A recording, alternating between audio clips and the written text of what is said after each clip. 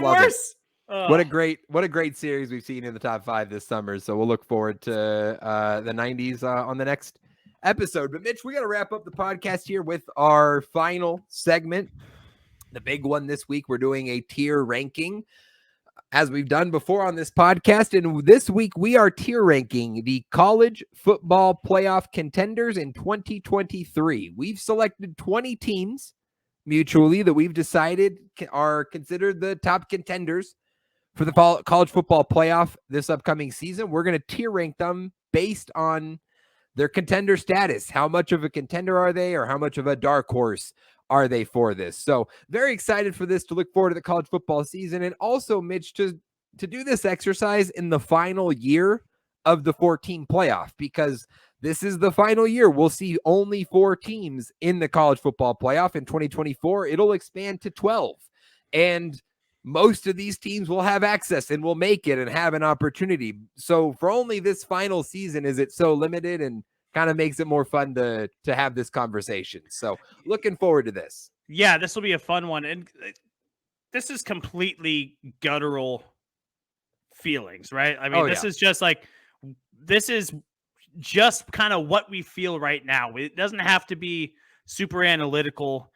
We can make our points to debate, or really push for a team we really are buying into, but there's no really way of knowing how this team is going to shape up really until camp gets over and we get closer to week 0 at the end of August and early September, where we really know where these teams stand. So this will be a fun way, kind of like almost like a way too early to kind of get ourselves prepped up for the college football season.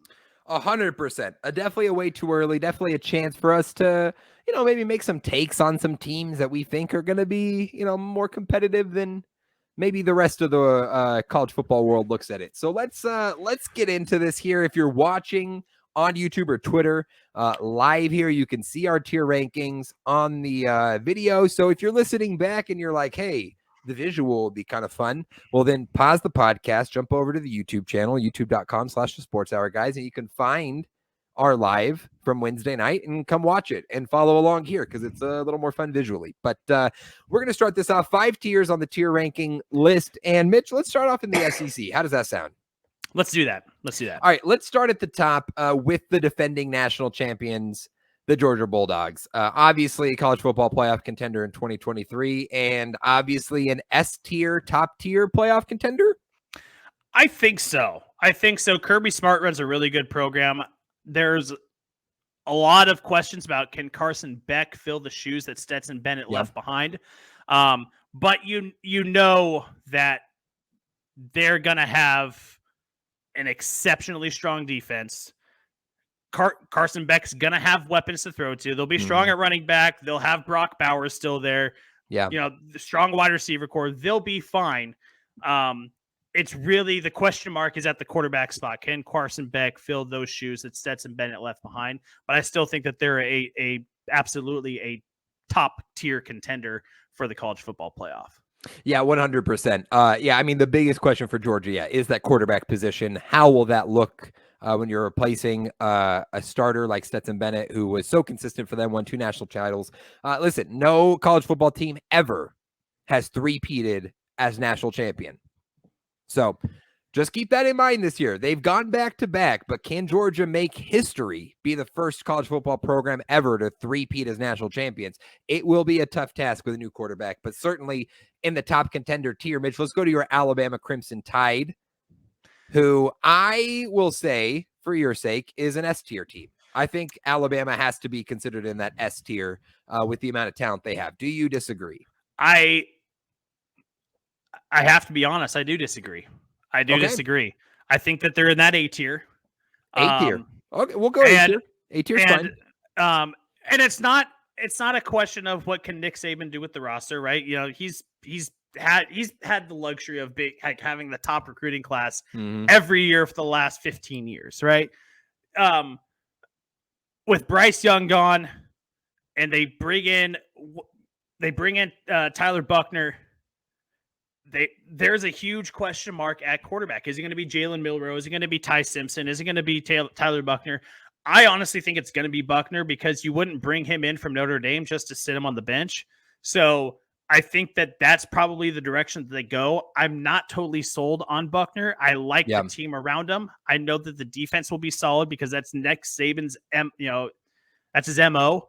But as far as them being at that top tier contender year in and year out, I think they're a step below Georgia right now. They're a step behind, and they need to find a way to get back into that conversation of being the runaway, locked and loaded. They're winning the SEC West no matter what. I just don't think that they're in that position right now with the questions at quarterback. Yeah, no, I think that's totally fair. And, in a very similar vein, like Georgia, where they're sort of quite, listen, we've got this great team. We got great talent. We always have great talent, but quarterback position matters in college football. That's really like who takes you to the top is who's got the best college quarterbacks, right? And so, and don't get me wrong, when you don't even know who the starter is at this point, there's going to be a question about how legitimate you're going to be next year, and trusting that, it could work out. Buckner could be good enough to lead them to a college football playoff, sure, but it's not a guarantee. Not the same way that it was with Bryce Young, But don't get me wrong, I hate Georgia. I hate Auburn and I hate Georgia, but Georgia has the better built team right now. Yeah. They just do. Yeah. And so Alabama has a couple steps to catch up to get back to that spot. All right. Mitch, sticking in the SEC, we've got two other teams from the SEC among our top 20. We'll go to LSU, who actually played in the SEC title game. Isn't that right? It wasn't Alabama, Georgia last year. It was Alabama, LSU. No, because LSU won the East. That's right. Yeah. So, team in what's his face? You got the coach from Notre Dame, Brian Kelly, comes down. Brian Kelly, embarrasses himself. People are like, "Oh God, what's LSU going to be?" But they were really good last year. Again, SEC title game, 10-4 on the season. Bring back Jaden Daniels. He decides to return for this season. So what do we make of LSU? I don't see them on did you not download on here? Uh-oh. Yeah, I don't see it either. I think you might have missed it. I don't see it either. I definitely downloaded it, so we're going to work on that again. Okay, well, while you're doing that. Let's discuss LSU. Yeah, I mean, I think Brian Kelly, coming into a program for the first year is always going to be a struggle. Right. And Brian Kelly, he got roasted for putting on the fake Southern accent. And, he's coming from kind of uppity Notre Dame to the nitty gritty LSU Tigers. Right. It's a completely different culture than what it is at Notre Dame. And he kind of felt like the new kid at the school that doesn't quite fit in with everyone. Right. Yeah. Now he's in a situation where he's been there for a year. He's starting to build this program the way that he wants to. Jaden Daniels is coming back. I have a lot of confidence in this kid. I think he's super talented.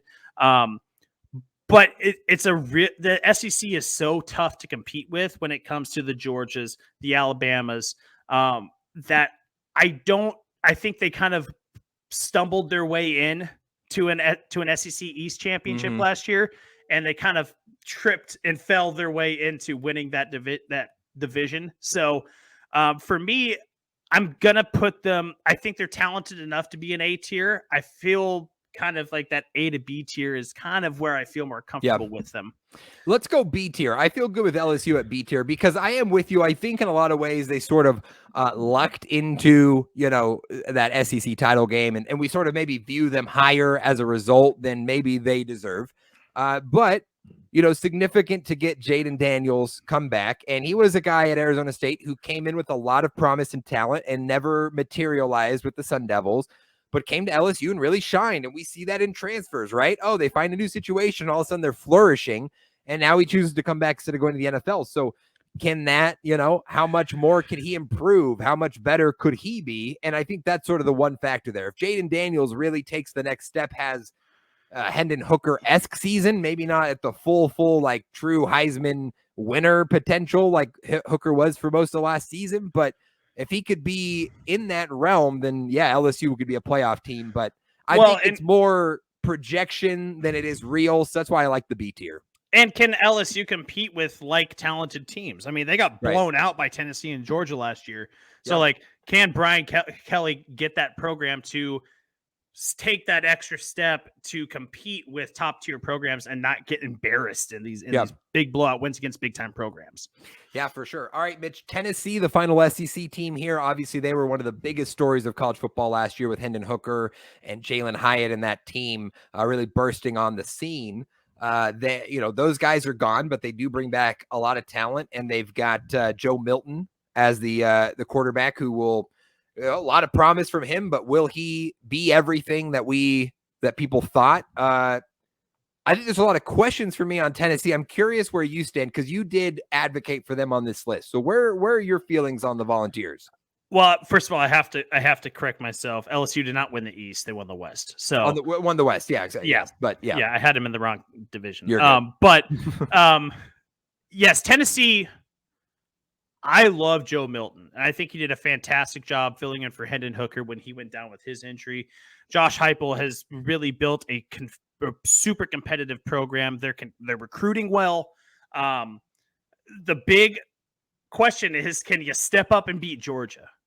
And I don't know if they're quite there yet, but I think they'll be competitive enough, and they might luck their way or kind of somehow get their way. They might be Georgia's one loss in an upset. So I want to put them in the B tier next to LSU. I think that they always have a shot. But they're going to have to figure out how to get past Georgia for that SEC East title. They're going to have to figure that out.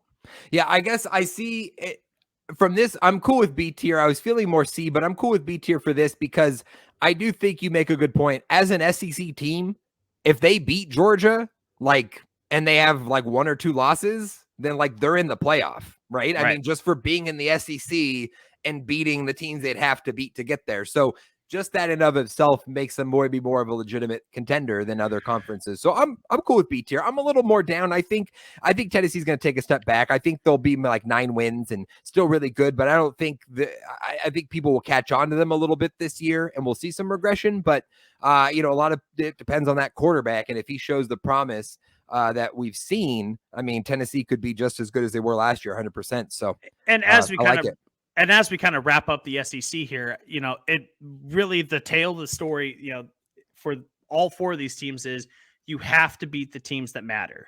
Yeah. Right. You're better than the 85% of your schedule, but that other 15% that the two big games you have to win, you have to get those done if you want to be playing for a conference championship at the end of the year.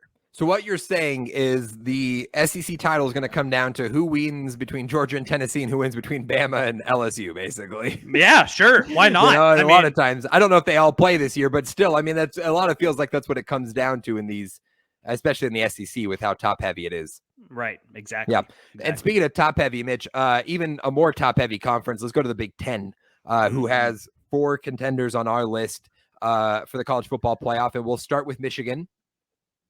Michigan got to be S tier. College football playoff team last year, bringing back J.J. McCarthy. I think the real questions for Michigan aren't can they make the college football playoff, but can they win it? Right. I mean, I think that's really what it comes down to. I think they have enough talent, and the Big Ten is easy enough that, as long as they win the big game, they're pretty much a lock. So it comes down to, is J.J. McCarthy really going to take that leap that you need to see and be the type of quarterback that can lead you to and win a national championship? I'm not sold on McCarthy. I'm not the biggest J.J. McCarthy fan, but that Michigan team, I think, is still extremely talented and definitely an S tier, in my opinion.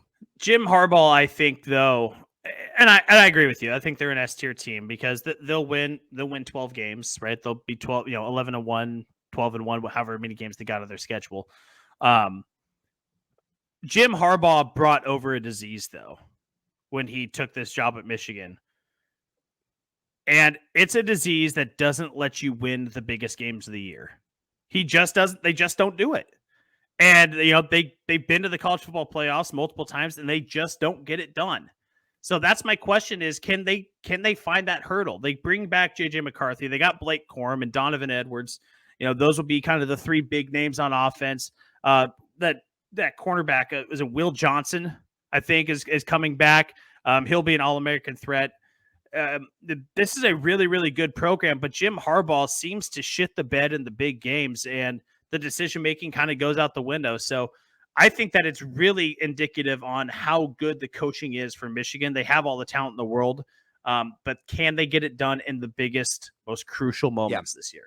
Yeah, they're definitely going to want redemption from the loss to TCU in the college football playoff last season. Mitch, let's go to the Ohio State, who, in my opinion, is also an S-tier team. I know that they are going to be bringing out a new quarterback this year, replacing C.J. Stroud, like a lot of these teams replacing a quarterback. But Ohio State, I think, is another one of those programs that consistently competes, has more than enough talent, also has the best player in college football in Marvin Harrison Jr., that certainly doesn't help. Travion Henderson in the backfield, and all the talent on that Buckeyes team. So I think, and much like Michigan, I mean, it just kind of comes down to, are you going to win the big game?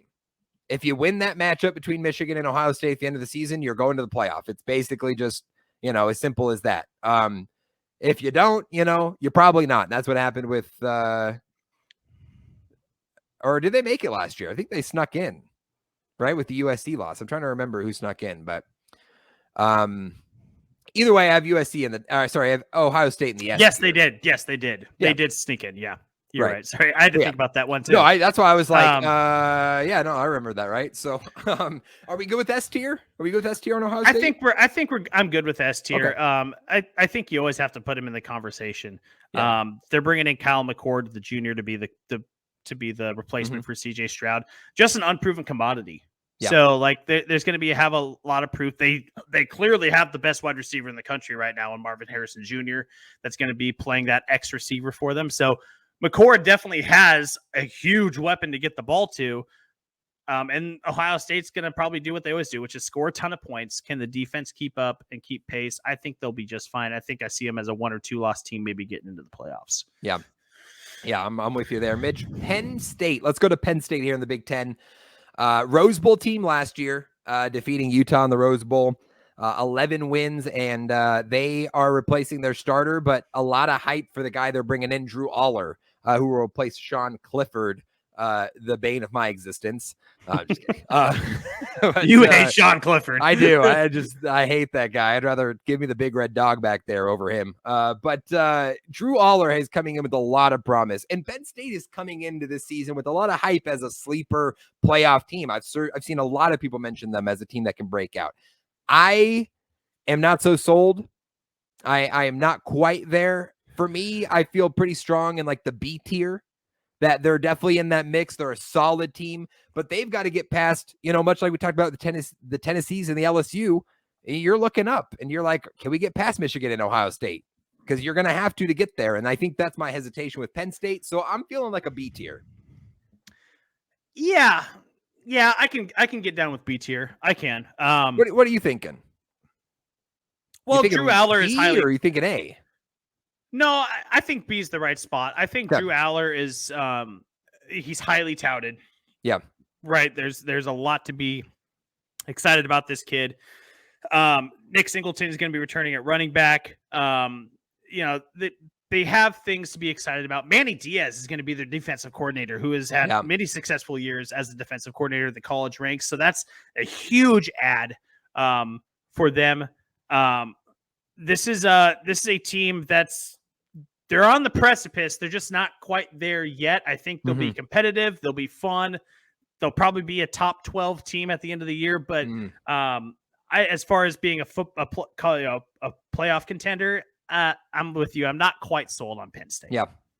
All righty, Mitch. Last Big Ten team here is Wisconsin, and we threw Wisconsin in here.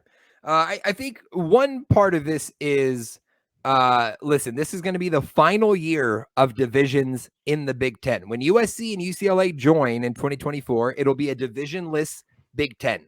So all of this Michigan versus, Ohio State and Penn State having to go through all of that, that's not going to matter come 2024. But in 2023, it'll still matter. You're going to have divisions. So when you look at the Big Ten West, kind of like the SEC West, it's kind of open. There's some opportunities there. Who's going to emerge this year in the Big Ten West? Who could potentially make some noise? For us, it's Wisconsin with Luke Fickell coming over as the new head coach. He brings in the transfer Tanner Mordecai, who we're very high on, one of my 5 college quarterbacks to know this year. And I expect big season for Wisconsin. Are they going to make the playoff? Probably not. They are one of the more longer shots in my mind. I think they're a D-tier team because we are talking about a first-year head coach with this program.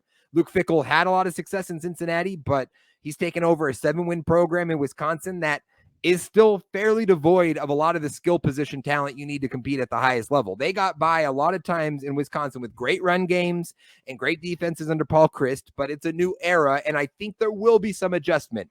But there's a world where they fly off the gate and the offense is humming and they win 9 or 10 games and they get to a Big Ten championship game and you're like, oh man, watch out for Wisconsin. So I love them as a dark horse. I love them as a D-tier team. As much as I want to put him in the C tier because I am high on Wisconsin making a big leap, I think D is the appropriate place to put them. Yeah, I'm with you. And you mentioned Luke Fickell coming over. He turned that Cincinnati program around, went 57-18 with them over his tenure. They bring in Tanner Mordecai. They bring in Phil Longo from UNC to be the new offensive coordinator. The defense is always solid in Wisconsin. That's like kind of the Big Ten MO is like bunches and loads of good defenses in the Big Ten. But I really think that this is the team that I am highest on to make the leap into a double-digit win season. I think that they can really go out and win 10 games and get into a Big Ten championship game. I won't be shocked if they'll be there because I am that high on Wisconsin to make that leap. So as much as I want to put them in the C tier, the D tier, because we still have to kind of see it to believe it. Yeah, I'm with you there, though. I am confident in Wisconsin this season. Mitch, let's jump over to the ACC. We've got 3 teams from the ACC. Let's start with UNC at the top. I think for me, first and foremost, UNC gets the nod here, and they did win the Coastal Division. They were in the ACC championship game last year, 9-5 record. But to me, this just comes down to simply having Drake May. If you have a great college quarterback, you are going to be in the mix. Right. And Drake May is not only just a good college quarterback, he is a really, really good college quarterback, could be the number 1 pick in the NFL draft in 2024. So I think for that reason, UNC has to be here. With the losses that they've had on the staff, with the departure of some of the talent that they had, I really don't think this team is a legitimate contender. I think they're getting this nod for me with respect for Drake May and the fact that a good quarterback can take you a long way. So for me, they're more C, maybe even D tier. I'm curious to see where you sit on North Carolina. Yeah. Kind of in the same vein as Wisconsin. I really want to give him that nod, but D feels more appropriate. Okay. Drake May is exceptionally talented, right? I mean, and when you look at what they did last year, right? They got themselves into the top 15 in the country before losing their last 4 games. I mean, this was a really, really talented team that was primed to make a playoff run if they kept winning, right? We had talked about them as, oh my God, if they keep winning football games, they might sneak their way in somehow. Clearly that wasn't the case, but I think the play of Drake May will carry them enough to a top 25 ranking.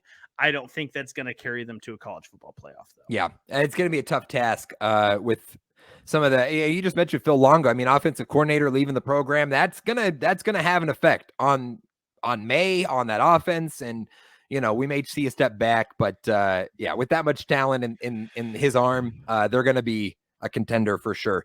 Mitch, Clemson, a classic contender, usually in the S or A tiers at the top, but a little shaky last year. 11-win season, but DJ Uiagalelei, did not look good. He transfers to Oregon State, and then, by the way, gets drafted in the MLB draft by my Los Angeles Dodgers in the 20th round.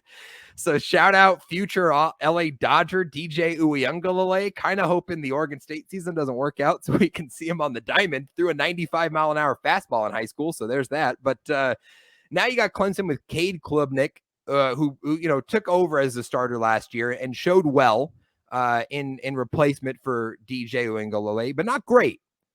So you're looking for more out of this position. And I am not convinced on Clemson. I'm not going to lie, Mitch. I think Clemson's getting a lot of name recognition hype. And there's a lot of talent. Will Shipley is one of the best running backs in the country. He's going to be able to put up big numbers and carry the offense in a lot of ways. There's so much talent on the defense. They recruit so well that they're, competitive, and they'll probably win 10 games in a weak ACC, but I don't really see Clemson as a legit contender. I'm kind of leaning B or C tier. I'm curious where you're at with the Tigers. Oh, I was thinking more D. Oh, okay.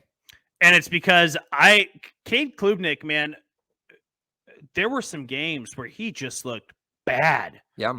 I mean, really bad. As good as Will Shipley is, if you don't have a guy that can deliver the ball outside of outside of the running back position, you don't have much. You don't have much. The defense struggled at times. They had that bad loss in South Carolina at the end of the year, and South Carolina is expected to be better this year with Spencer Rattler returning and coming back with more confidence. I'm not confident in what Clemson has to offer. I think that losing DJ Uiagalelei was the worst thing that could have happened to him. And moving on to Cade Klubnik. So for me, they're more of a D tier. I think they can. We go C? Are we good with C tier? I'll compromise on C. Okay, because I think this is a team that could. Go ahead. This is a team that could win 10 games, but also easily only win 7 in my mind. I think what puts Clemson maybe above the Wisconsin and North Carolina is just the amount of talent on those teams, right? As rosters, they're deep with talent. The biggest question for Clemson is the quarterback position, which clearly is at a very bad spot right now, and they need to figure that out. And I am with you. I'm not sold that Cade Klubnik is just suddenly the answer, but there's just so much talent on the team that if the quarterback is at least above average to good, they could be in that mix. So we'll go with C tier. C tier is okay. Okay. Yeah, I'll compromise on that one. Okay. ACC, the final team we have here is Florida State, the Seminoles. Mitch, how'd you say that? Florida. Hey, you got it. Florida State. The Seminoles down there in Tallahassee. 10 wins last year in the ACC. Was not able to pass Clemson there in the conference, so was not able to, or in the division, so didn't make the ACC title game. But bring back Jordan Travis, who was mentioned in our quarterbacks to know before this season. I'm very high on Florida State, Mitch. I think Florida State is a legitimate contender this year. I think they are the favorite in the ACC and a very weak ACC. And because of that weak ACC, I think there's a really easy path for them to win like 11 games. I mean, they can walk out of conference play with 1 loss. And if they're 12-1 ACC champion, they're going to be a playoff team. It'll be hard to leave them out if they're a 1 or 2 loss conference champion, even out of the ACC. I feel like A tier. I feel pretty happy with A tier for Florida State. I could argue and be okay with the B tier if you had a case there, but where are you at? I'm kind of on board with you. I'm good. I didn't want to argue it. I love Jordan Travis. I think Mike Norvell coming into his 4th season, has all the pieces in the right places. And this could be it. And you know what? It's all timing too, right? Mm-hmm. As the rest of the conference continues to get weaker, Florida State has only gotten stronger, and they're put themselves in a position where like you said, they could win 11 games and get themselves into a playoff contender spot. So I think A tier is fitting for Florida State, which seems weird because they've been shit the last 5 years or something like that. They have been a non-factor. Ever since the Jameis era, right, where they were actually in national titles and stuff. Yeah, they pretty much fell off, right? More or less from significance. But it does feel like a bit of a resurgence this year for Florida State. Timing is a great point that you bring up there with just sort of how the conference is going. Also, for those who don't know, watch out for Johnny Wilson, number 14 for Florida State. 6'7", 237-pound wide receiver, plays on the outside. Could be a first-round pick, maybe a second-round pick in the draft. But guy is wild to watch. So, if you haven't watched Florida State, keep an eye out for him. 234 at a wide receiver. He is not a tight end like that. They're playing at wide receiver. That's a power forward. What are you talking about? Huge. Yeah, apparently they should be throwing him on the basketball team. Goodness. That is it for the ACC. Let's go to the Pac-12, where we have 5 teams in this list. We got talks about the Pac-12. Yeah, let's start here, and let's start with the team at the top of the conference last year, and will probably be definitely the favorite heading into this year, and that's USC. USC is definitely a playoff contender. I would say, what I'll let you go first here. Because I think they're top 2 tiers in my opinion, but what are we thinking? I'm putting them S tier. Really? Okay. I think they have to be contenders. Like I said, in my top 5 of college programs with the most approved this year, USC was number 1. If they put Caleb Williams in the position that they're in right now, with Lincoln Riley and this offense that is rolling, and the team that looks so good and primed to make the playoffs last year just barely missed out on it. If they don't make a college football playoff, it's a disappointment this year. They have to get it done. I'm not saying that those are the only 4 teams at the top, but USC, it better be one of those teams that gets in, because if they don't, complete disappointment and letdown for the USC Trojans this year. Yeah. I think that's very fair, Mitch. I think that's very fair for USC. I'm really good with S tier because, like you said, they were the 5th seed. They were a Pac-12 championship game win away from being a playoff team and having a shot last year. So, and obviously with Caleb Williams, the most electric quarterback in the country, and the defending Heisman winner. Yeah, S tier for USC. I'm good with it. I'm very good with it. Let's go to the actual Pac-12 champions, though, from last year, and back-to-back Pac-12 champs in the Utah Utes, who fell to Penn State in the Rose Bowl last year, but bring back Cam Rising at quarterback, and didn't really lose a ton of talent in the draft. Lost some players, but didn't bringing back a lot of talent from last year's team, who sort of almost feels like they stumbled their way into the Rose Bowl last year. Like they stumbled their way in the Pac-12 championship game. Had, I think, Washington or Oregon won that last game of the season, it would have been them instead of Utah. But Utah gets there, they win it. How much of a contender are they this year when it comes to the rest of the conference and the rest of the country, for that matter?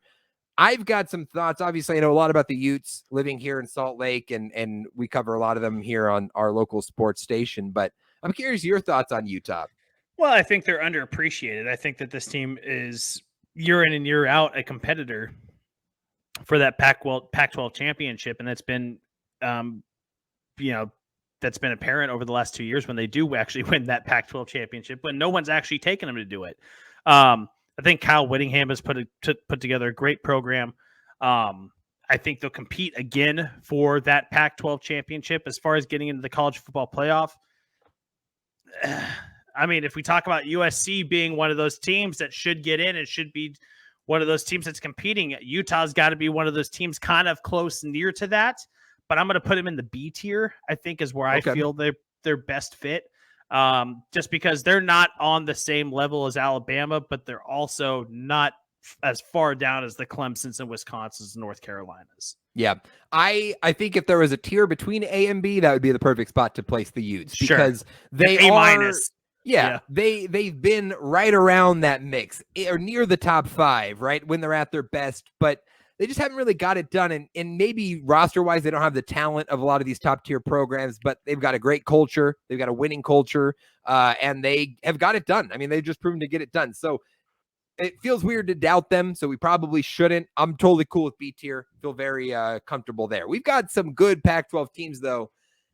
Are we going to place any higher than Utah? We'll see. Let's start with Oregon, Mitch. Let's start with the Ducks, who went 10-3 last year. Bo Nix had the breakout season after disappointing in Auburn for so many years. And now, I mean, coming into this season, I see a lot of people talking about him as the 3rd best quarterback prospect in this upcoming draft, behind Drake May and Caleb Williams. There's a lot of hype on Oregon, a lot of hype on Bo Nix now. Can they live up to that hype, though? That's the biggest question. I think Oregon is a solid B tier team for me. A lot of talent. They could be in the mix. They should be in the mix if everything goes right, but it just doesn't always necessarily go right. And it's still sort of TBD. So I kind of feel like B tier with Oregon right next to Utah. Well, you mentioned that, it just kind of always doesn't go right for them.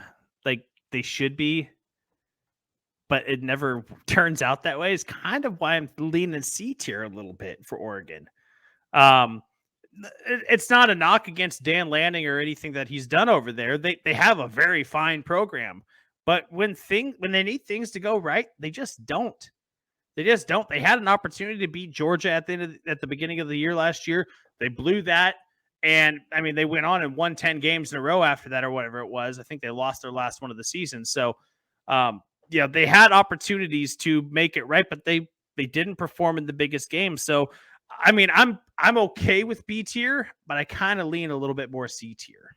Yeah, I will say this in argument of Oregon, because you're right. And I think that narrative has been true. But they did show us something last year. I think they deserve some credit. Yeah, they got absolutely smoked by Georgia in the opening game of the season. But after that, they were incredible. And the two games that they lost to Washington, number 24 ranked Washington, 37-34 in November. And then lost their final regular season game, chance to get to the Pac-12 championship game. They lost on the road at Oregon State, 34-38. So they lost both those two games by 7 points combined, one-score games coming down to the wire, other than an absolute thrashing by Georgia, who won the national championship. So Oregon showed us a lot last year, right? I mean, they showed us a lot. So I think for that benefit of the doubt, I say we go B tier. We cool with that? Yeah, because I guess if they don't lose those two games, then they're in a top 10 the Pac-12 conversation. championship. Yeah, they're in a playoff conversation. They go to the Rose Bowl. One-loss team. Yeah. They'd go to the Rose Bowl if USC didn't, So, I mean. Yeah. Okay, I'm cool with B. Yeah. Okay. I love it. All right, Mitch, Washington. You talked me into that one. I was so set on C tier for them too. I love it. Well done on your part. All right. Well, Washington is up next. This is one of the most intriguing teams to me this year. Such a breakout. Finished 8th in the final AP poll, 11-2 on the season with the breakout from Michael Penix and Kalen DeBoer's first season. But can they repeat that this year? Penix is back. They've got a stacked wide receiver room with Romeo Aduns, Jalen McMillan. So much talent on this offense. They're going to put out big numbers. They've got talent on defense as well. I think Washington is legit. In fact, Mitch, in my opinion, I think Washington is the second best team in the Pac-12 and the best threat to get to the college football playoff outside of USC. So in my thoughts, as we sit right now, I think Washington should be like maybe A tier, probably B tier. Where are you at on the Huskies? I have a ton of confidence in Kalen DeBoer and that program that he is putting together over in Washington. I think Michael Penix will give Caleb Williams a hell of a run for the Heisman. Ooh. Hell of a run. People shit on the Pac-12. This is going to be a competitive conference this year. Mm-hmm. Super competitive. Washington's an A-tier team in my mind. Yes. They're right up there with Alabama and Florida State as Love it. Serious competitors. And I mean, as an Alabama fan, if let's say we get into college football playoff and Washington gets in from the Pac-12, I don't want to run into Washington in the semifinal. I don't want to. Yeah. I mean, based on paper right now, way too early predictions. I don't want to see Washington. That's a scary matchup for me. 100%. Yeah, I mean, Washington was incredible last year in that first season, and the really the breakout for Michael Penix, and they have 2 losses on the season at UCLA, at Arizona State. Both of those came, September, October, and then they won their final 7 games of the season. So this is a team that ended the season on a hot streak and has some unfinished business. So this is a team that's hungry in 2023. So yeah, watch out for the Huskies, folks. It's going to be a big year for Washington. The final Pac-12 team, Mitch, Oregon State. Talked about DJ Uiagalelei coming over there. This is a great program that Jonathan Nolan has built there in Oregon State. Great defenses. They run the ball extremely well. Just a tough team. They're kind of sort of building a mold similar to like Utah it feels like, in that sort of identity in the Pac-12. And I kind of like that. More of an underdog. Hey, you can overlook us. That's fine. We'll take care of business. I like them here as a dark horse candidate. I think they're probably a D tier, but I like them as a dark horse candidate because if DJ can put it together at Oregon State, and listen, we saw Hendon Hooker, we saw Jaden Daniels, we've seen so many transfer quarterbacks, right?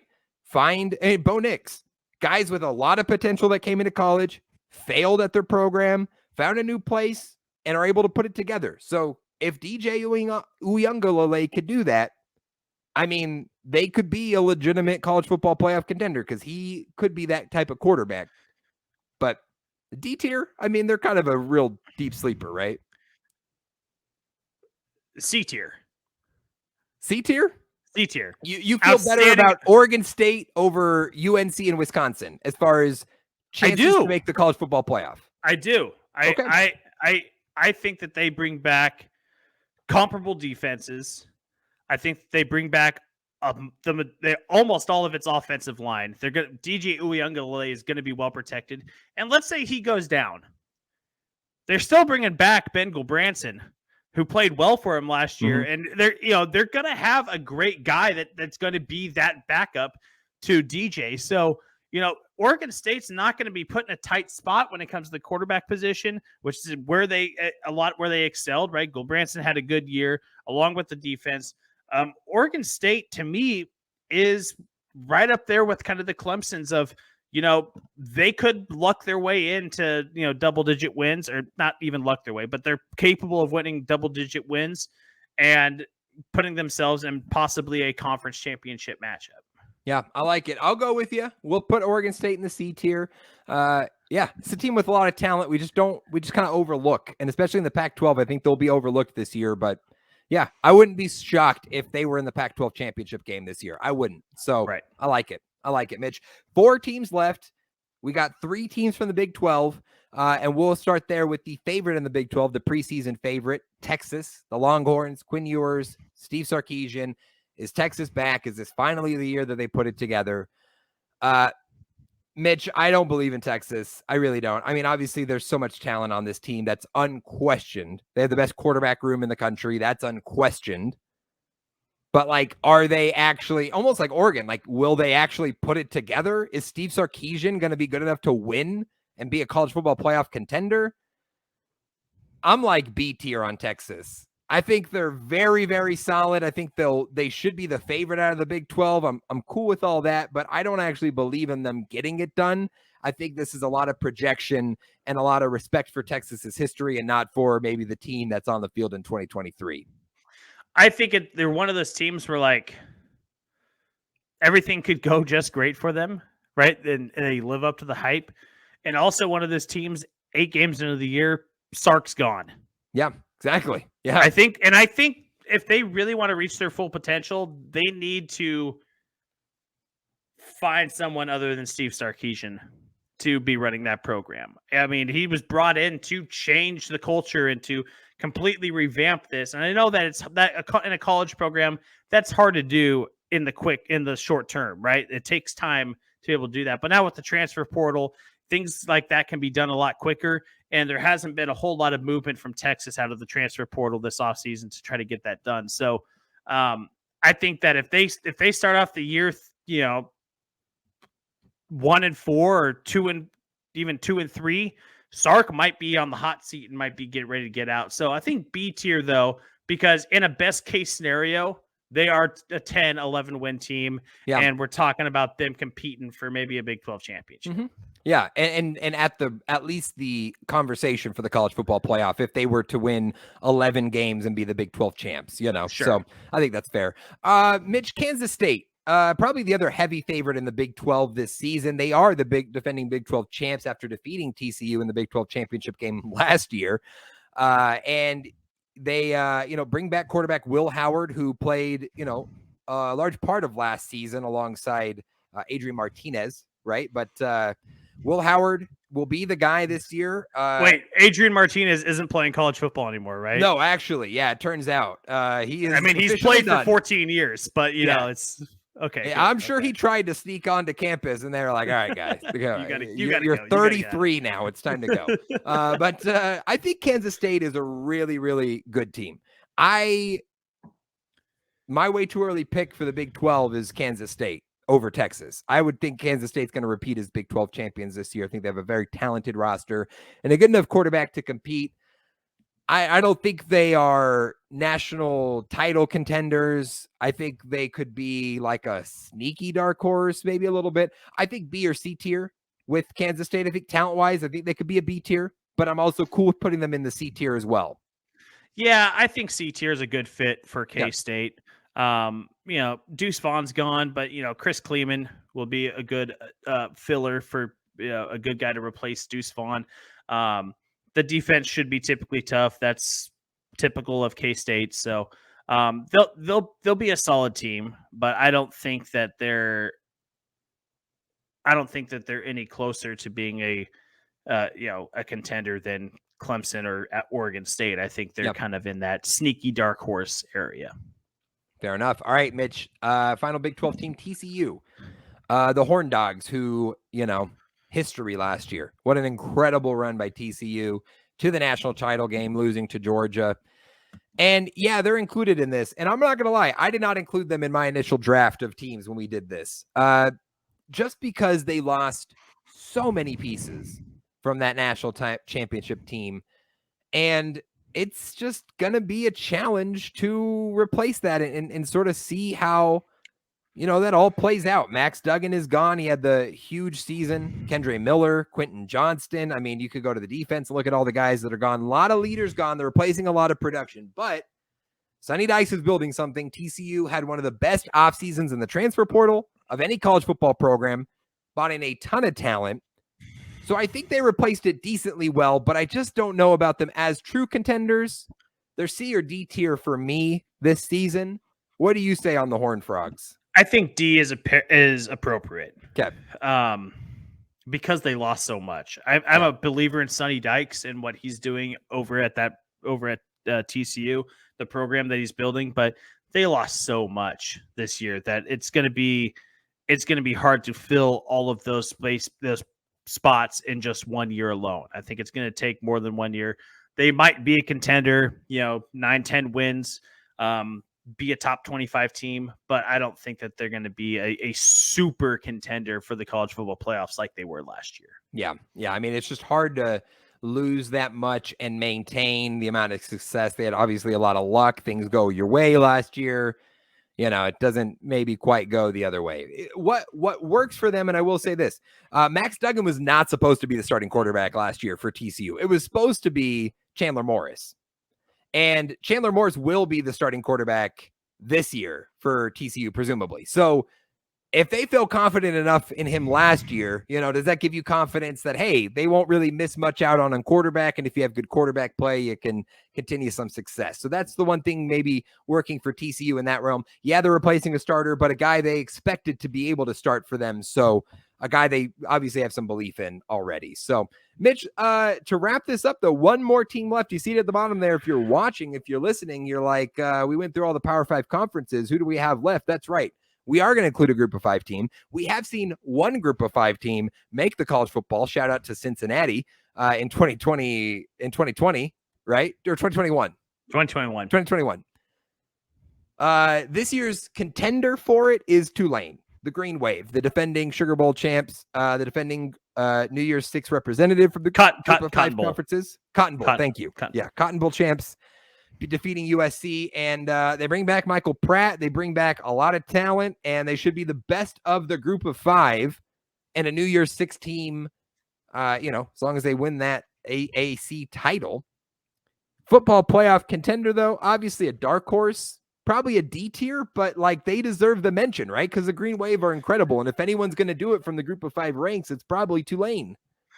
Yeah, they're really good. They're really good, but D tier is definitely there, and it's because it's the group of 5 bias, I guess. Yep. They have to go through a lot of adversity through the voting, through the AP polls to even put themselves in that position to get to a college football playoffs, which is going to be nice when it does go to 12, because maybe these teams like this that are underrepresented, they'll get an automatic berth.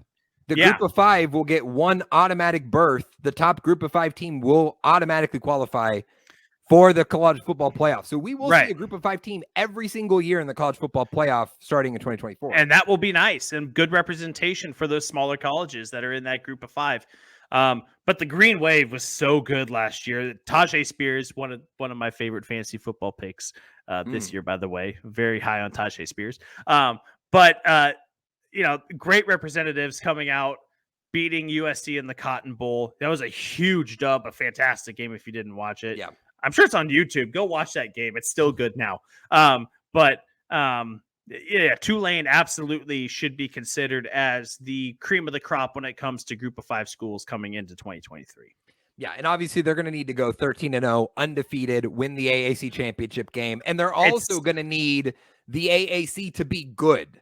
They need some of those wins to look good, right? They can't have the whole conference being ass and beaten up on a bunch of shitty teams. They need UTSA to be really good. They need some of these other AAC teams to emerge and be really competitive this year to kind of help boost their strength of schedule. The big non-conference game that they have is hosting Ole Miss in the second week of the season, which Ole Miss right now a top 25 team. You know, if Ole Miss ends up in the top 15 and you blow them out at home, that'll help the resume. But obviously Tulane would have to have so many things break their way. But that was the other thing I was going to say is they need a hallmark win as well too. Yeah, right. Like there is so much a Group of 5 team has to do to even put themselves in the conversation, and Tulane has the talent to do it. I just think they're way too long of a shot. Yeah, no doubt. Yeah. All right, that's our Sports Hour tier list this week. College football playoff contenders in 2023. For those that are listening on the podcast feed and can't see the tier list that we have up on the screen, I'm going to read it off to you. Starting at the S tier, the top tier teams, we have Georgia, Michigan, Ohio State, and USC. In the A tier, we have Alabama, Florida State, and Washington. In the B tier, LSU, Tennessee, Penn State, Utah, Oregon, and Texas. In the C tier, Clemson, Oregon State, and Kansas State. And in the D tier, Wisconsin, North Carolina, TCU, and Tulane. Mitch, I'm not going to lie. I feel really good about this. As you read it off, I felt even better about how we put those those teams in order. Yeah, absolutely. I mean, that feels right to me and to Mitch clearly too. So you guys let us know if you're listening, if you're watching, if you've got thoughts on this. Did we put the wrong teams in the S tier? Did we disrespect someone? Are we overhyping someone? Let us know in the comments. Let us know on our social media channels. Send us a message if you have some opinions on who will be the true college football playoff contenders in 2023. But yeah, I feel really good with this list. I would be really surprised if the college football playoff contained any of the teams outside of that top 7, outside of that S and A tier, which is Georgia, Michigan, Ohio State, USC, Alabama, Florida State, Washington. I think if it was any of the teams outside of that, of the 4, I would be pretty surprised if one of those other teams snuck in. Obviously they can. That's why we put them in here. But you'd be surprised unless you got it. I would be pretty surprised if LSU got in, because that means they'd probably have to beat Georgia in the SEC title game, right? Or Alabama, I guess. So yeah, I'd say I'd be pretty surprised. Maybe LSU's the one that wouldn't be, but other than that, I think we did this pretty right. Okay, so of the teams and where we have them ranked, what team do you think in that, let's say out of the S and the A tier, is the most predisposed or the most likely to disappoint? Ooh. I'm gonna say USC. I'm gonna say USC because, one, they have some of the most hype with the defending defending Heisman winner, and everything that needs to happen for USC before they jump to the Big Ten. But also because the Pac-12 is just so good this year that I wouldn't be shocked if they lost 3 games right? I mean, it's like, if you got to play Washington and Oregon and Utah and Oregon State and UCLA, I mean, there are some really good teams in the Pac-12. They drop a couple games, I wouldn't necessarily be shocked. So I think USC is the one team for me. What about you? Well, yeah, I think USC, you bring up a good point. I think for me, it's Georgia. I think they have the most likely, they have the highest, for me, possibility of getting back to the playoffs. They also have the highest possibility to disappoint because there's that quarterback is such a question mark for them. And, they might be like a Big Ten team that's playing in the SEC where the defense is so good, but they can't score on offense. They just can't get it done. And I could see Georgia kind of going that route. Not saying it's going to happen, but I think that for me, that's the team with as big of a question mark as Carson Beck is, that they could be one of those teams that is, likely to disappoint. And disappointment could be 2 losses and missing out in the playoffs. Exactly. Right. And still getting to, the Fiesta Bowl or whatever it'll be. You know what I mean? Right. Yeah, exactly. I think that's totally fair. And I do think too, this is a program that's won back-to-back national championships. That weighs on you. We see that in professional sports, teams that are consistently winning at the top level. How do you keep up that competitive fire year in and year out? Luckily for college football is you've got, 20, 30, 40 new guys every year on your roster with, graduations and transfers. So it is kind of easy to rebuild the fire because your roster is very different year by year, but still maintaining that level of consistency and success at a high level going to be difficult for Georgia. We'll see if they're up for the task. So that was fun, Mitch. I'm glad we did that exercise. Oh yeah, me too. I'm really glad we did that. That was I think that really put into perspective what my expectations are going to be of certain teams going into this college football season. And if you have any input on this, make sure that you get at us on the Instagram and the TikTok when this becomes a clip that you can watch in there. Give us your feedback. Give us your thoughts. Where did we go wrong? Where did we miss? We would love to hear from you interacting on the socials. Absolutely. And leave us a voice message.